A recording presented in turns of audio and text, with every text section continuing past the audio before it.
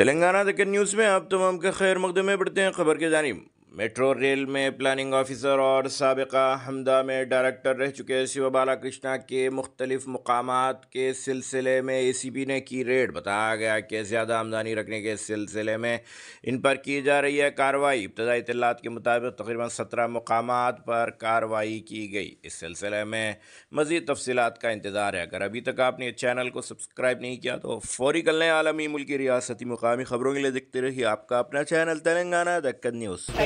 అందర్ సైడ్ కి పెట్టండి నువ్వు సైడ్ పెట్టాలి లోవర్ డౌన్ నా ఫోన్ కొంచెం ఈ రోజు HMDA మాజీ ప్లానింగ్ డైరెక్టర్ శివబాలకృష్ణ గారి ఇంట్లో అవినీతి ఆరోపణలు రావడంతో వారి ఇంట్లో సెర్చెస్ చేయడం జరుగుతోంది.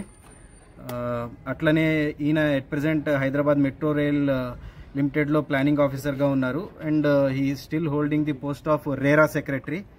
సో ప్రీవియస్గా కూడా 2018 నుంచి అడిషనల్ ఛార్జెస్లో 2023 దాకా HMDAలో కొనసాగడం జరిగింది.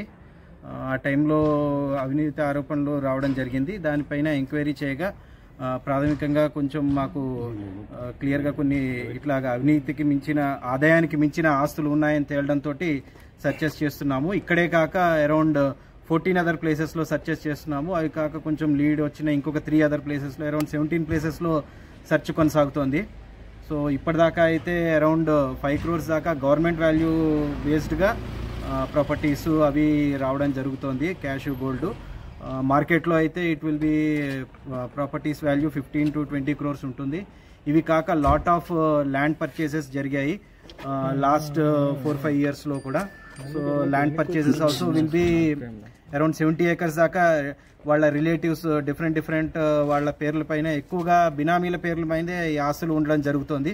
అన్నీ కూడా మేము తరోగా స్క్రూటనైజ్ చేసి అవి చూస్తున్నాము. ఎవరెవరైతే కొన్నారో వాళ్ళకి ఏ బేసిస్లో కొనడం జరిగింది, వాళ్ళకి అంత ఆస్తి ఉందా, వాళ్ళకి అంత ఆదాయం ఉందా అని కూడా. సో ఇంకా సర్చెస్ కొనసాగుతాయి. మేబీ ఈరోజు కూడా లేట్ నైట్ అయినా అవ్వచ్చు. సో తరోగా అంతా లిస్ట్ అవుట్ చేసుకుని యాజ్ పర్ ప్రొసీజర్ కేసు కూడా రిజిస్టర్ చేయడం జరిగింది. రేపు కోర్టులో ప్రొడ్యూస్ చేస్తాము. అవి టోటల్ ఇన్వెంటరీ అవి అన్ని డీటెయిల్డ్గా వచ్చిన తర్వాత again will get back to you. గత ప్రభుత్వ పెద్దల విచారణలో అంటే ప్రస్తుతానికైతే ఆయన ఏమీ చెప్పట్లేదు. సో మేమైతే జస్ట్ చూస్తున్నాం. ఉన్న ఆస్తులు మేము ఇచ్చేస్తున్నాము. అవి ఎట్లా వచ్చాయి, ఏ రకంగా అవి వచ్చాయి అన్నది తర్వాత ఎంక్వైరీలో తేలుతుంది. ఎంతవరకు నగదు సీజ్ చేశారు? నగదు ఇప్పటిదాకా అంటే అరౌండ్ 15.5-20 lakhs అయింది. ఇంకా still searches are going on, ఇంకా దొరుకుతుంది అంటున్నారు. సో ఇంకా వెరిఫై చేస్తున్నాము. అంటే తనతో పాటు మరి ఎవరైనా ఉన్నారా ఇందులో? నగదు దొరికిన వాళ్ళు?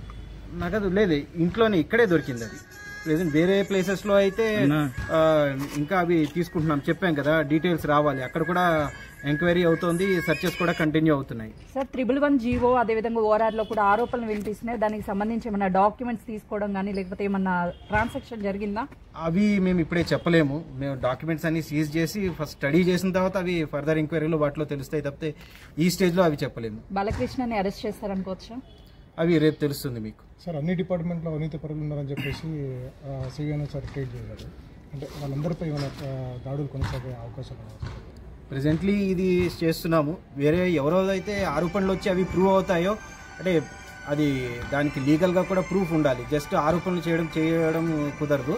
సో ఆ బేసిస్లో we'll verify and based on that one allegations prove అయితే అసెట్స్ ఉన్నాయి అంటే ఇన్కమ్ సేవింగ్స్ కంటే మించి అప్పుడు వీల్ గో. సార్ అన్ని చోట్ల సోదాలు జరుగుతున్నాయి. ఎక్కడ ఇంకా ముగియలేదు, ఇంకా టైం పడుతుంది. Okay, thank you. This is for today. Okay.